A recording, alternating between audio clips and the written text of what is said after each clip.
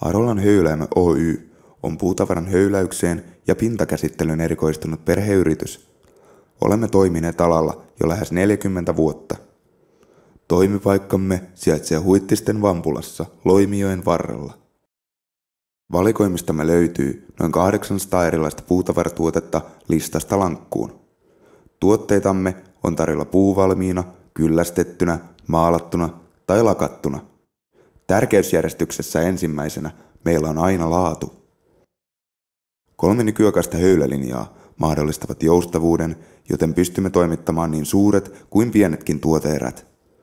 Uusimmalla linjallamme on mahdollista myös tuotteiden päätyponttaus, jolloin tavaran hukkaan menemisen voi minimoida.